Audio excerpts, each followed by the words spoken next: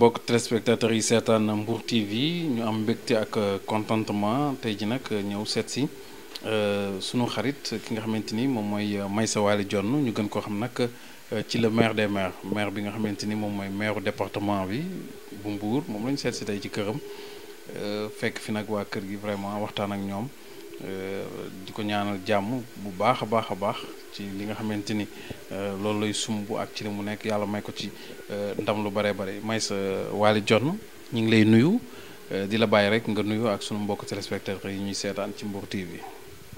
merci Ndiaye Diatta maa ngi leen di nuyu di leen gërëm di leen sant ci ñëw bi nga ñëw fii fekk si ma fi di la wax ne la dalal jàmm di nuyu gars yi nga àndal yëpp di nuyu képp ku ñuy seetaan ci fii ci Sénégal ak ci bitim réew di ñaan yàlla defal ñu xéewal ci at mu bees bi ñu dugg nga xam ne mooy atum tamxarit yàlla defal ñu ci ay xéewal yu kawe suñu njort bu amee luñ jëyee yóotu yàlla defal ñu ko bu fekkee moo gën ci ñun bu gënul ci ñun mu defal ko ba mu gën ci ñun mu jox ñu ko vraiment ñu ngi leen di nuyu di leen gërëm kon Ndiaye merci beaucoup. jërëjëf kooku nag moom mooy Meissa Dione ñu koy gën ko xam nag ci le maire des maires Meissa dañ bëggoon rek dellusiwaat tuuti rek ci Meissa ak relation bi nga xamante ni am na ko ci wàllum politique ak homme politique yi nga xamante ni ñoom ñoo nekk ci département de Mbour su digganteeg ñoom Meissa bañ lay woowee le maire des maires. waaw merci Ndiaye xam nga àdduna moom li ci ëpp solo mooy masla ñetti nit moo am ci àdduna kenn ki mooy ki nga xam ni yow yaa ko mag kenn ki mooy ki nga xam ni yow yéen a maase kenn ki mooy ki nga xam ni moom moo la mag ñett yooyu am noo koy doxalee rek yàlla mën na la dimbali problème bañ a bari. ki nga xam ni yow yaa ko mag boo ko defee comme ça rakk bi nga bokkal ndey ak baay da ngay am ci moom yërmande donc du ngeen am problème ki nga xam ni moom yéen a maase boo ko defee comme sa bopp du ngeen am problème encore ki nga xam ni moo la mag boo ko defee comme sa mag wala sa comme sa papa du ngeen am problème. man foofu laa nekk donc boo gisee sincèrement parler man ak ñoom amuñu benn problème. amuñu benn xaarma yàlla. mooy kan dama jàpp ni ku nekk li nga seq ak yow ak li ma seq ak keneen ki bokkut.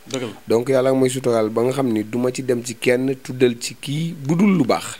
xëy na sax nit wax ci keneen loo xam ne lu normal la ma ñëw transformé ko ni ko diwkat wax na ci yow lu baax wala nangam.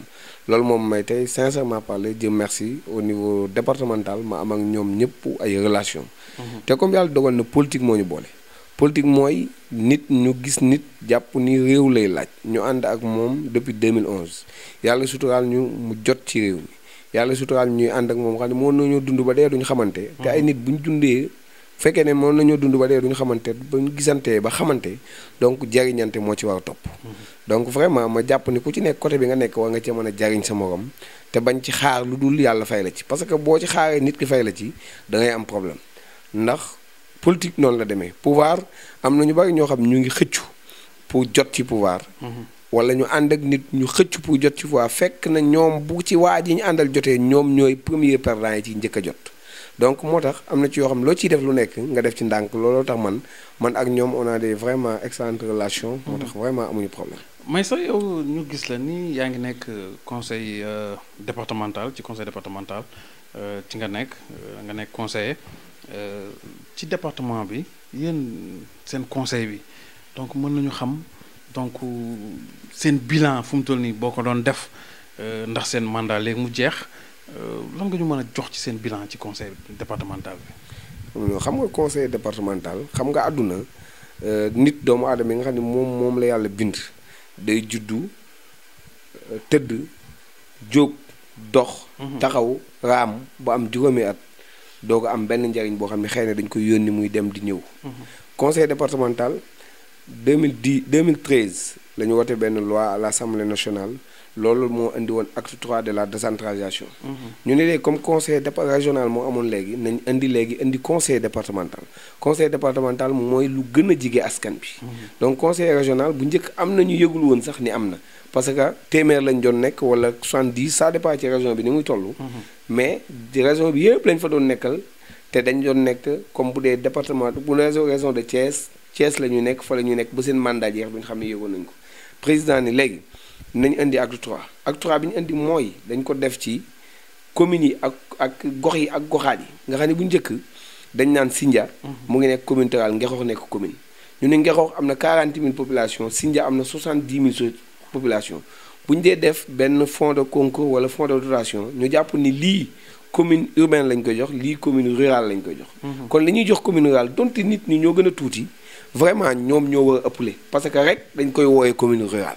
donc looloo taxoon ñu indi woon acte 3 de la décentralisation loolu moo indi woon tey ñu indi conseil départemental lu bees la nag organe la boo xam ni day doog a juddu comme day doog a juddu nag vraiment jàpp naa ni am na sax ay jéego yuñ dox. yenn defar fii ay salle de classe. hôpital bi ñu koy appuyer yeneen ak yeneen yu xaw a sakkan yoo xam ni xëy na sama góor ga dafa daan wax bul tontu masala ci mbedd.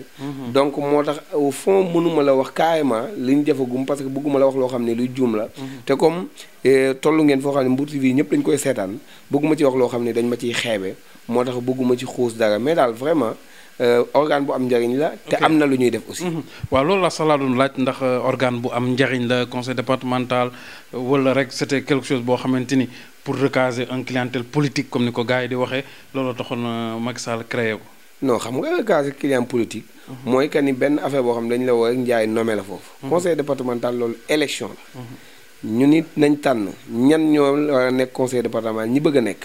am ñu nekk tête de liste majoritaire am ñu nekk tête de liste proportionnelle. ñoom ñu ànd yëkkati di doorandoo ba ñenn gañe ña fa nekk bokkuñu parti bokkuñ lu leen fa indi bokkuñ idée yu ñuy défendre donc vraiment kon jàpp naa ni kon client politique bi ñuy wax loolu amu ci waaye li wétoo daal xam naa ni organe bu am njëriñ la mais buy doog a judd la comme buy doog a judd la nag doom la foog ñu naxal ko xaar ba nga xam ni màgg na ñu xool ndax doom ji nan lay amee njëriñ loolu am na solo mbokk téléspectateurs yi seetaan Mbour TV ñu fàtte rek Meissa Waly Dione bu Ngekoox moom moo ñu dalal tey ci këram moom la ñu seet si waxtaan ak moom ci wàllu politique li ay di jàmbat nag Meissa moom moo jëm ci wàllum parrainage yi yéen fii ci Ngekoox nan ngeen taxawee seen parrainage yi. non xam nga ñun coalition Benno Bokk Yaakaar ñun ñoo ànd suñu candidat mooy le président Macky Sall. man fii laa dëkk si Ngekoox dañoo am ay objectifs dañu jàpp ni tey. parrainage ñu ni Ngekoox am nañ objectif bii élection yi passé amoon nañ 3800 et quelques voix. amoon plus de 60 et quelques %. donc inscription yi yokku na. léegi ñu am objectif bu am fi 5000 parrains. 5000 même 5000 parrains boo ko fa amee tey. donte xam nga parrainage nekkul ni dañ naan la waa ji daf la bindal ci kayit ni la parrainé naa la pour nga nekk candidat. mais yow laay woteel. mën nga parrainé nit pour mu nekk candidat. programme am génn du la doy nga woteel keneen. donc ñu jàpp ni kon 5000 boo ko amee donc normalement même bu doonte mënta 1000 yi dañ laa rëcc sax woteeluñu la di nga am 4000 te boobaa majorité nga nekk mais fii Ngekoox. vraiment nous sommes avec le député maire Pape Songe Diouf ay docteur Maguette Ba et cetera responsable yëpp ñu ngi wàcc ci terrain bi di dem gis nga pour te dire vrai parrainage man dama jàpp ni lu sérieux la. parce que réew du caaxaan surtout réew moo xam ni Sénégal la. surtout réew moo xam ni lu ci bari dañ koy jéggaani. surtout réew moo xam ni xale yi ñoo ëpp mag ñi. surtout réew moo xam ni xale yi ñi am liggéey ñi amul liggéey ñoo leen ëpp. surtout réew moo xam ni jafe-jafe yi bari na donc képp koo xam ni daf koy laajte war nga nekk quelqu'un koo xam ni ku sérieux nga ku xam li nga bëgg nga ku xam fi nga jëm nga. léegi moo indi woon parrainage léegi comme élection dafa jàll.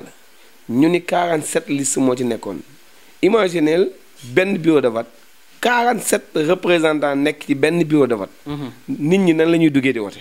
ñu ne nag léegi bu ñu ko defati loo xam ne da nga naan man candidat laa rek à la présidentielle tëdd sa kër pour ëllëg boo dee def sa CV ni ancien candidat. pour nga déposer ko. ñu ni nañ loolu am na njëriñ. non déglu la am na ci ñoo xam ni.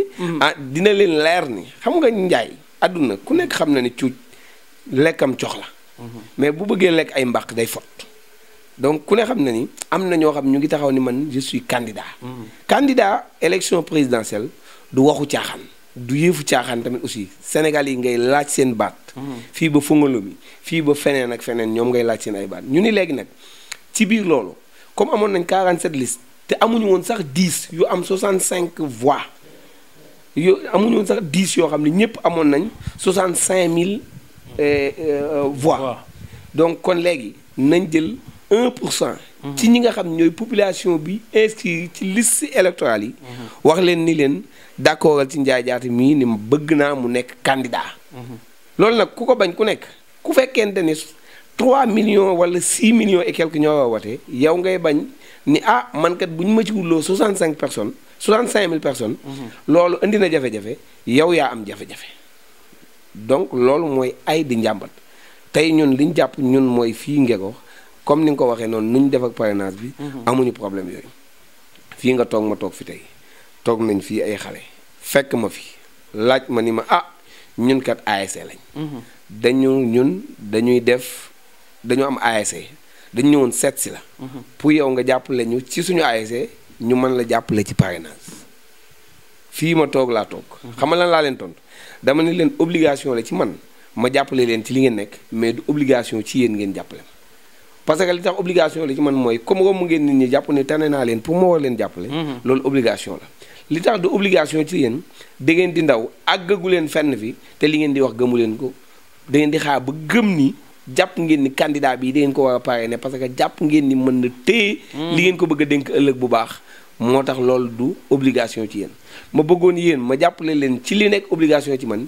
yéen ngeen dellu ba mu nekk obligation ci yéen ngeen doog a dellu si waat. mais dañu wax ci parrainage bi ah ñu ci bëri dégg ci ay achat de conscience d'ailleurs sax Mimi Touré mi nga xamante ni moom la ñu dénk pôle bi war a coordonner 14 régions yi mi ngi koy wax que ni warul nit ki warul nangu ñu koy jënd jënduñu la ci dara ci dul parrainage mais nag lu ci bëri ñu ngi leen koy jiiñ yéen waa APR nii.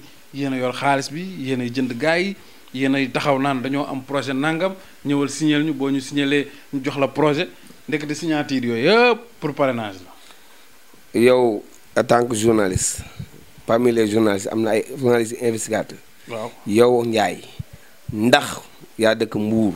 yor Mbour TV. da nga ma laaj mais dama lay laaj question en tant que tey damay nekk journaliste bi. ndax gis nga. non dama lay laaj non dama lay laaj. yow yaay tontu waaw dama lay laaj ndax gis nga kenn kuñ jox xaalis. non xam nga man xam nga man bu dee man. bu dee man du ma ko gis parce que boo leen koy def bu ma ñëwee da ngeen koy nëbb. waaw non d'accord boo leen yëgee ni journaliste yaa ngi taxaw doo leen ko def. waaw d'accord naa li ngay wax léegi dama ni la. man boog personnellement dama jàpp ni bépp sénégalais bu jàpp ni dama war a jox nangam nit. pour mu defal ma nangam ci élection donc vraiment du lu jaadu rafetluwuma ko beneen bi nag mooy sénégalais yi dañu tolloowul ay auteur am na ñoo xam ne nii lañ tolloo am na ñoo xam ne nii lañ toll am na ñoo xam nangam am na ci ñoo xam ne sax ci yenn dëkk yi dañ naan bàyyi diw fan la wax ni foofu la ñuy dem nan la ñuy wotee mais dama jàpp ni ku boot bukki nag xaj boobu la mais xam nga man li ma jaaxal ci parrainage bi daanaka nee nañ baax na am na ñu bari nee nañ parrainage bi baax na. dina régler ay problèmes yu bari. mais parrainage bi tamit dina indi ay problèmes yu bari. déjà mbaaw am na ku ñu fa jàppoon ku yor ay signature doon ko jaay. Mbuur barki Dembo Ndiaye dégg nga ko fi. ku jigéen koo xamante ni. moom la ñu jàpp police ñu ni da doon sàcc ay carte d'identité. pour parrainage bi. mais loolu lépp est-ce que jaroon na ko. non dama jàpp ni xam nga Ndiaye. bu fekkee ne dañoo jàpp mbaaw koo xam ni dafa jël ay signature di ko jaay. signature nan lañ koy jaayee laa xamul benn. deuxième bi fiche la remplir ay fiche la remplir di ko jaay pour jaay ko. non xam nga fiche boo ko remplir ba pare. am na turu candidat buy nekk ci kaw. turu diw mënoo koo jaay keneen te turu candidat boobu nekk ci kaw. non xam nga parce que fiche da ngay remplir. non dama boo remplir say fiche. waaw bind par exemple bind Ndiaye Diatta. fii la dëkk numéro carte d'identité daal di koy signer. bind Maysa Waale Jonn. fii la dëkk bind carte d'identité daal di koy signer. daal di ñëw ci benn responsable politique ne ko fiche yaa ngi nii. remplir sa candidat remplir sa mandataire daal di signer jeex na. nga jox ma 10 000 wala nga jox ma 50 000 dama la kon déggoo ma dama ni fiche bi. bala nga koo remplir day am tout candidat fiche yaa ngi nii wax naa ci benn fii. waaw. day am tout candidat nga ni Macky Sall wala. waaw loolu jaay wala nangam. donc bu fekkee ne da nga ko jël pour jaay ko ça veut dire que xanaa kenn nga décider pour jaay ko ba pare. te mënuñoo fekk nit koo xam ne day dox ci àll bi yor boo xam ni man de sañ na maa jël ay feuilles yoo xam ne dañu ko parrainé ba pare. ma gàddu ko jëm kër Pape Diouf. ku ma dab tamit dañ ciy fekk tout Macky Sall lañ ci fekk ay numéro carte d'identité ay signature lañ ci fekk. donc loolu amul kenn ko am droit ci jàpp ma ci loolu. parce que ci loolu lañ toll. Mbuur dégg naa comme li nga wax noonu bu nekkee am na ak ku mu mën a doon ak fu mu mën a bokk loolu rafetlu ma ko. te jaaduwul tamit te réew mi war na paase foofu. réew mi ñu nekk war na paase foofu. donc problème yi nga xam ni réglé na ko nga wax ak problème yi mu yàq problème yi mu yàq nag laa xamagul yan la d'abord. mais moom benn ñaar laa la ci limal. ñi nga xamante ni bëgg nañ ko def fonds de commerce. jël ay signature di yóbbu di jaay ñii di jël ay carte d'identité di yóbbu di jaay ñi nga xamante ni yàqal na leen ci déjà ni ma la ko waxee léegi ku jigéen koo xamante ni benn responsable politique la ñu teg ko ci loxo déjà ci wàllum parrainage loolu yàq na man Ndiaye xam nga ku wax gëléem ba wàcc ko loo war day gàtt. président Macky Sall juróomi at ndem sopp na yàlla lañ ko fi ñaanalaat mu nekkaat ko fi te man dama bëgg a dundaat yeneen 60 ans. sama papa 97 ans la dee. te maa ngi doog am 40 ans. donc ci moom ci magistère am du ma ci def loo xam ne li des ci sama dund dama ko yàq. donc dignité boobu laa jàpp ni nit ku nekk war na am lu toll. amul kenn ku ma jaaral. ma topp ci sa ginnaaw ba suma ay doom yi nga xam ne tey bu ñu yeewoo man la ñuy wax papa. suba ñu xeeb ma ci seen papa moo fi defoon dara. donc loolu kon jikko yi ak yooyu ñoo bokkul man jikko boobu laa jàpp ni moom laa yor amul beneen bu ma ciy wax. donc vraiment loolu laay wax ci parrainage Dame Ndeye. nañ ko rafetal jaru ko am na yoo xamante ni jaru ko déjà nit ki warul nangu sax di jaay sa carte d'identité. parce que am na boo yoo xamante ni loolu la ñuy wax grand man de boo ma joxul 10 000 du ma la parrainel man de boo ma joxul 5 000 du ma la parrainel xam nga léegi fu mu toll nii booy dañ ko bëgg a def sax léegi fonds de commerce. mais da nga jàpp ni xale yi ñoo te sa xale yi ñoo ci ëpp ñu koy def. ñoo ci ëpp ñu koy def. donc kon ci ñun ñi nga xam ñoo am 40 ans war nañu am jaaxle war nañu am tiit. bien sûr parce que li tax ñu war a tiit war a jaaxle. xale yi ñu jàpp ni ñoo war a jël relève bi ëllëg. comme ñoom ñoo commencé yow jikko yi nga xam ni nit ku nar a yor réew suba warut a am jikko yooyu. vraiment ñun war nañ jaaxle. bien sûr parce que li nga fi waxagum ak li may dégg. déggaguma ku ëppal 40 ans kuy def loolu. xale yi doog a commencé wote. xale yu mësul wote. ñuy doog a am carte d'identité ñu am carte d'identité ñooy def loolu. boo ko seetloo sax bu élection di waaj ñëw di nga gis manifestation yi day gën a bari. ay xale yu ndaw ñoo koy def. ñëw ci Maysa ni ko dañ doon manifester dañ la ko tuddee. dañ la ko nangam te ay xale yu ndaw lañ nekk. du nekk ay mag. donc kon ñun ëllëgu réew mi am na luñ ci war a tiit ñun. loo xam ne vraiment te politiciens yi ma wax la ci benn mbir nag. bul ci sol ñu ci ëpp seen yitte mooy seen bopp. bu seen bopp jeexee jeex na. am na ci nag ay góor pire. yoo xam ne ku leen dagg deret nàcc mais am na ci ñoo xam ne seen yitte mooy seen kii ànd ak yow tey suba ngoon. guddeeg bëccëg ñu ni ko woon njaay jaata mi boo tuuree deretam suba nga falu yow dina fexe ba doo fanaan. am nañu ci bokkul nag. ñoo xam ne vraiment ay nit yu gore lañ. ay nit yu am jom lañ. ay nit yu am ful lañ ay nit yu mën seen ay nit lañ. donc am na ci. dama am masa am benn xëy na sax doon nga ma ci laaj àggaguñ ci mais dinaa la ci expliquer Omar Youm dafa ma mas a wax ni ma maa ngi koy nuyu de passage dafa ma mas a wax ni ma man am na yoo xam ne du ma jaaxale ci politique. 2009 dafa dem Thiadiaye takk ngembam di bëree ba daan mu des conseil municipal bi. mu àgg gars yi xañ ko jël conseil municipal bi jox ko keneen jël mairie bi jox ko keneen muy 2009 ba 2014. bi muy jotaat ci mairie bi. yàlla daf ko def mu nekk ministre de la gouvernance locale ba pare doog a nekk maire. ça veut dire que loolu olof day ci léeb. muy léeb boo xam ni loolu moo ko tekki mooy que ni yàlla denc na keccax bu gën yàpp. dëgg la donc parfois noonu lay demee. le maire des maires Ousmane Tanor Dieng ñu tànn ko ci région de Thiès mu bokk ci 14 personnes yi nga xamante ni ñoom la Aminata Tall di coordonné.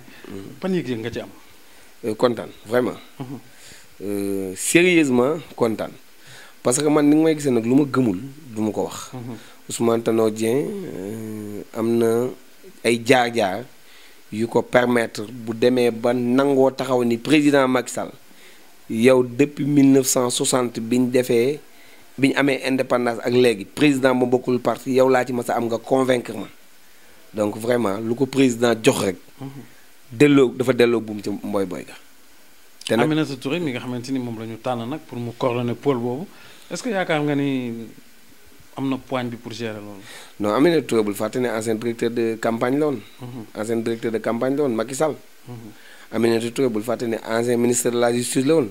Aminata Touré bul fàtte ne ancien premier ministre la woon. Aminata Touré bul fàtte ni envoyé spécial président de la République la. donc vraiment am na ay dossiers yu tàng jër yu jaar ci loxoom yoo xam ne dañoo yàggoon da koy wàcc mu wadd. dañ ñëwoon réew mi day tàkk dañ ñëwoon nangam géré na ko.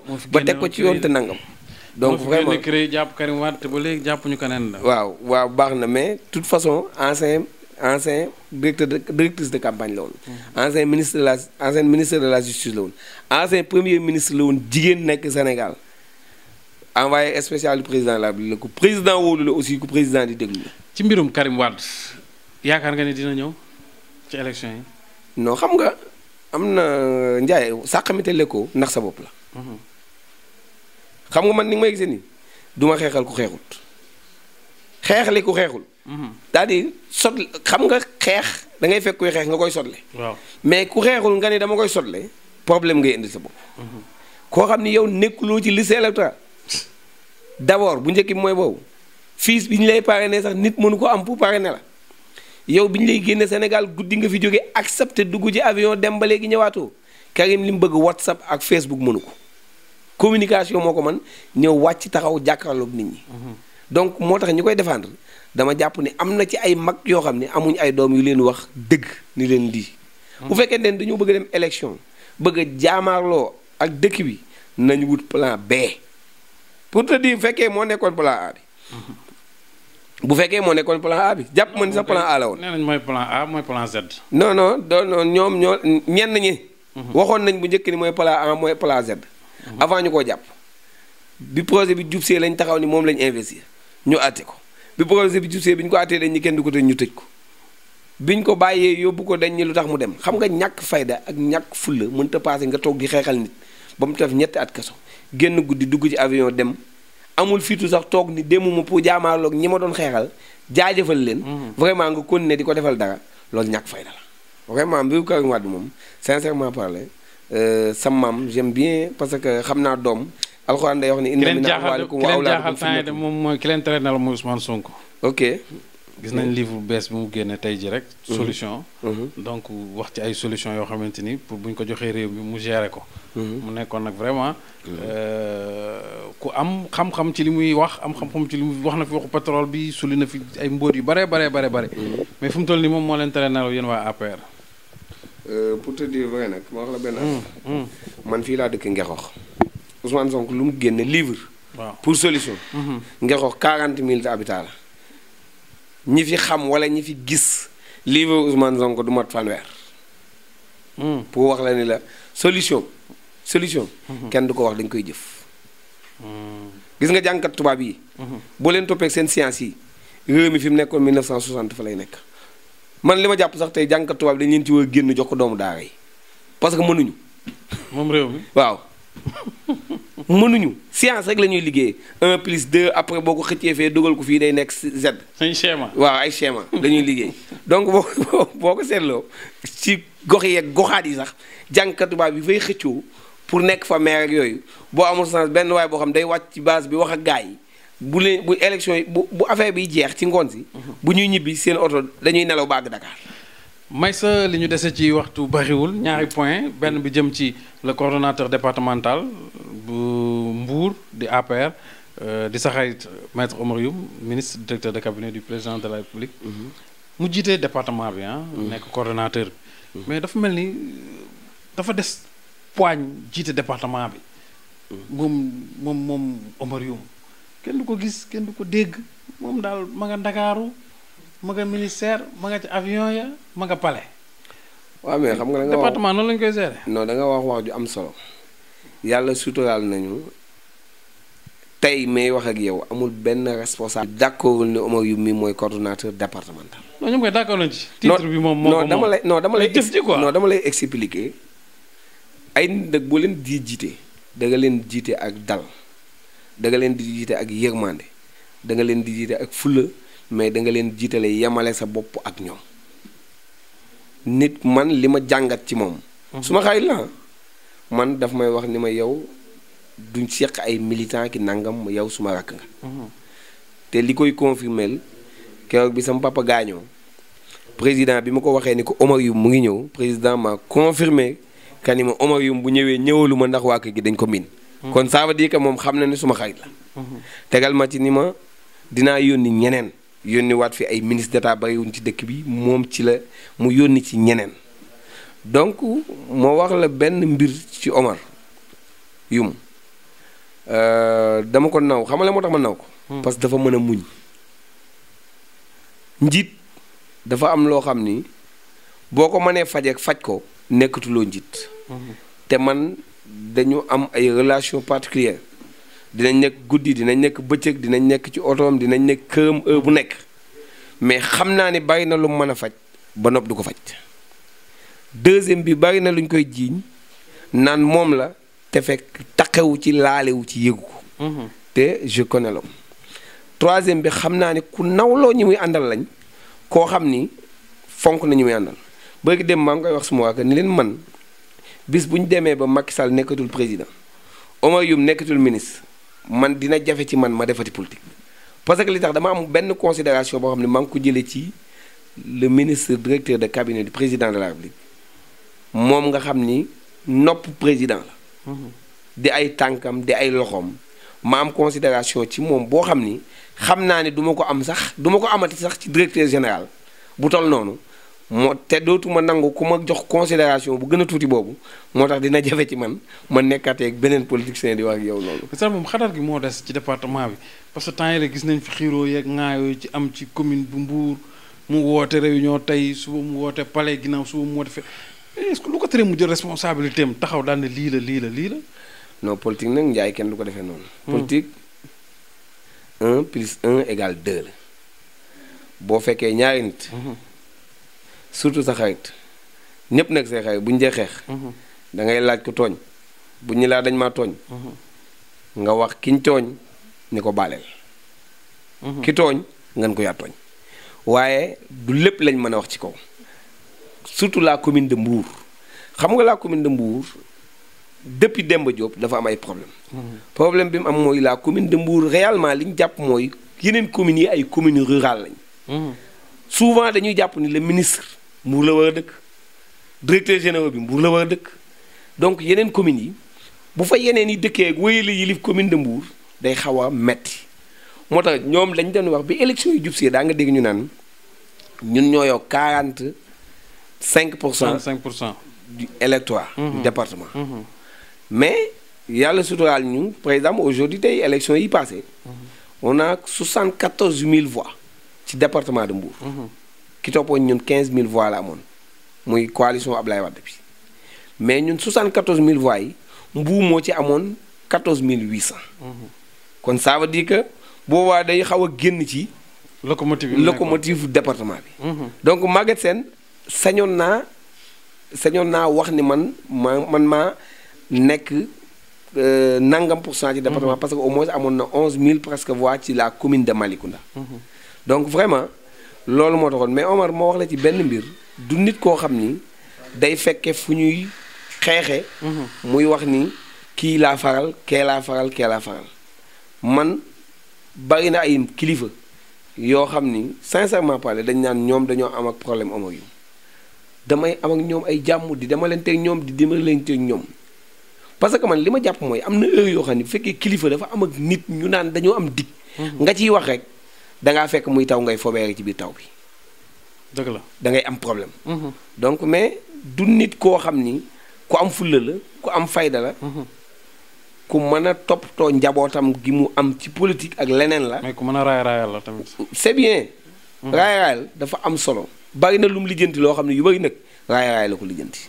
day raayal rek saa jooju. bari na ci ñu bari. dégg naa gars yi nee nañ ma saa jooju kii politique la de. non dama ni la bari na ci bari yoo xam ni ci raay la ko lijjantee te man mii di wax ak yow. parfois caajaay bu garaaw la. non parfois doo may xam nga moo tax doo may dégg lu bari may wax ci presse bi di wax leneen. yaa un ami woon na ma bëgg dem moo woon a def ak moom benn émission samedi. ma xaw a feebar. bi ma woowee dama ne ko accepté naa ko. bu dee yow Jibi Ndiaye ma ne ko accepté naa ko ma koy nuyu de passage. ni ko li tax ma koy accepté mooy li tax doo ma gis ci rajo yu bari man chaque jour dañ may gis ak Oumar Youm. parfois am na wax yoo xam ne bu ma ko waxee day concerner directement le ministre directeur de cabinet du président de la République. te moom lu ko concerner directement rek day xaw a concerner président de la République directement. moo tax parfois damay bëgg garder silence yi noppi. jàpp sama njàmm. parfois yaa koy waxal parfois yow lay yónni ñu loolu xam nañ ko de am na yoo xamante ni du ci bëgg a yegg yaa ciy yegg. ok xam nañ lépp Maysa baal see ngay def Maysa say ambition ci Ngeexoox 2019 ñëw na de. ambition comme. ah bu Macky Sall jeexalee fu mu toll nii 2019 élection Macky Sall après élection mairie bi say ambition ci mairie bi da nga bëgg a jël mairie bi. waaw dinaa la jox rendez-vous le 25 mars 2019. waaw bu ñu ñëwee bu ñu defee émission dinaa la wax samay ambition lan la. ah xam nga ñaari mbir moo am ci àdduna. waaw benn bi mooy li nga def ba pare ak li nga defagut. waaw li nga def ba pare ñi ngi ko defal xam nañ ko ndax baax na wala baaxul li nga defagul xamoo ndax di nga ko fekkee. liñ lay jiiñ nag may sa doo ci wax liñ lay jiiñ. lan lañ may jiiñ. liñ lay jiiñ nee na yaa ngi ci tànki Pape Diouf pour jël maire bi loolu la gars yi wax may sa ñun bi ñuy ñëw fii gars da ngaa def dañ fee ñëw noonu rek gars yi nee nañ yaa ngi ci tànki Pape Diouf pour jël maire bi. non xam nga Pape moom li boole Ousmane Tanor Dieng ak Macky Sall moo ñu boole maag Pape Diouf. li ñu boole maag Pape Diouf mooy Pape Diouf dafa ñëw man maay booy Omar Youm toog ci département bi yëpp jàkkaarloo ak ñoom ni leen ku am soxla ci man na nga ko wax Maysa. Pape Diouf di def soxla bu mu am wala ku am soxla bu ni ko Omar Youm mun ko demal ci Maysa léegi la jóge fii sama kër seet si ma. maa ngi koy nuyu de passage sincèrement parler donc dama laa waxaat encore une fois Ndiaye man fu ma jëm ak ambition yi may am du ma ci ragal mais dama la bëgg a wax ni la dafa am ñett ba ñeent. yoo xam ni boo bëggee dem fu soy foog nga gànnaayoo ko benn bi mooy nit ñi boo leen seetee dañoo xam teraanga. nga am loo def sa poos ba jox leen teraanga. beneen bi mooy nga fexe ba bu ñu laa xoox bul daw. nga am fit. beneen bi mooy nga fexe ba raayu ba nga xam ni ku la raay doo daanu muy nga am sëriñ. man fii laa dëkk nga wax am na ay responsable politique yu fi nekk. dëgg la grand parti seen responsable fii la nekk. Malick Gueye ci Moustapha Niasse la nekkoon. doon fa fayeeku salaire bu duun di dem ay mission yu bëri bi mu koy def ngexoox santiroo ñu woon ni sax am na ku fi nekk ku bokk ci nguur wala ku bokk ci Moustapha Niasse nekk conseil technique numéro 1. xam nga mbir tey jii bu ma taxawoon am yenn poste yi bañ dàq ma waa ngexoox ñooy taxaw jaamaarloo ki ma dàq bu defal seen bopp conférence de presse nit war nga jariñ sa dëkk jariñ boo xam ni saa boo amee problème dëkk bi mooy taxaw man fii ma toog depuis bërki démb ak léegi xama yaram xaw na ñàkk a neex tuuti. mais li ma fekk ci ay nit bu ma la ko wàññaloon damay jàpp ni sama mission matale naa ko ndax ndekete nit ñi yëgee nañ ma noonu vraiment mais ambition maire. ci Ngegoox donc loolu mën a guñ ci wax. jërëjëf mbokk téléspectateurs yi seetaan Mbour TV Maysa looy tàggoo. donc di la sant di la gërëm di sant gars yi nga àndal di leen gërëm di sant aussi waa Ngexoox di leen gërëm ndax man li gars yi di wax guddi dëkk ba man guddi gi di Ngexoox. man fii laa dëkk fii laa yeewoo fii la suma njaboot nekk donc Ngexoox bu doon tàkkit damay jël samay bagage rek dem ci wetu géej gi ba mu fendi ma ñëwaat toog ndax fii laa dëkk moo tax dama fiy ñaan ak jàmm di ñaan ci réew mi jàmm di ñaan ci suñu kilifa diine yi suñu kilifa aada yi ma leen di ñaanal jàmm. mais encore une fois di beral nuyoo di remercier sama famille. di remercier aussi sama soxna bi nga xam ne moom ngeen fekk ci kër gi tey ak suma ay doom. parce que olof day wax naan feccum liir bu neexee nday jaar tey ca mbagg ya. donc derrière chaque grand homme y a une grande dame. donc alxuraan sax day wax ak rijaalul xawaa moo na la nisaay. yaa ngi neexalaata de. donc vraiment dama koy sant ci loolu di ko gërëm di beral nuyoo mon ami mon frère Omar Youm c'est le directeur de cabinet du président de la République sama famille ñépp a xam ni teraanga ju nit di séq ak kum àndal couleur rek sincèrement parler séq nañ ko donc vraiment dama koy ñaanal yàlla suturaal ko bu baax di leen gërëm di leen sant vraiment di leen remercier nga sa xarit bu nekk Mbour Cheikh Issa. donc mais kooku moom waaw Cheikh moom ca dëgg-dëgg bu ma léeg-léeg kenn yow sax benn bis yaa ngi may tooñ danga may woo jëluma la nga yónnee ma message ni ma Cheikh ma booleeg yow boo ma waxee Cheikh ma booleeg yow xam nga dama lay jël ndaxte loolu li waa ji doon wax naan mbese la waxi law bi la ab sëriñ xamu ko bëgguma gars yi xam carrément lan la mais man bu ma nit nee Cheikh ma booleeg yow dama lay jël di remercier tous les maires yi nekk ci département de Mbour ndaxte vraiment suma ay nit lañ suma ay xarit lañ précisément Maguette Sène suma xarit la ci biir émission bi ni ñuy wax nii maa ngi gis mu ngi may woo téléphone donc ñu ngi déggante tous les jours day ñëw fii jaar seet ma kontaan ci man donc comme Mbour ngeen jógee ma leen di yóbbanti ci tous les responsables de département ñoom Saliou ak ñoom ñëpp mais précisément mon ami moom frère Cheikh Issa le directeur général ADM. jërëjëf koy beral nuyoo. jërëjëf Meissa Waly Dione mi nga xamante ni moo ñu dalal tey fii ci këram ñu ñëw seet si woon ko nag vraiment profité ci waxtaanaale ak moom xam nga nag ñun moom bu ñuy déplacé wu noo def micro yeeg caméra yi génn di sant bu baax soxna si nga xamante ni fekk nañ ko fi tey vraiment reer bi baax na ginaaru poulet du pays yi nga xamante ni moom la defal suñu équipe bi tey vraiment reer nañ ci ba sonn macha allah ñi ngi sant ñëpp di gërëm ñëpp di leen ñaanal jàmm di ko sàkku yéen di jaajëfal yëpp équipe bi nga xamante ni moom ñoom la ñu àndaloon di gërëm laay Dacia mi nga xamante ni di sant di gërëm caméraman yi nga xamante ni ñoom la ñu àndaloon ñoom ñëpp ñu ngi leen sant di leen gërëm di leen ñaanal jàmm di leen jox doole ja rek ba leen incha allah merci beaucoup.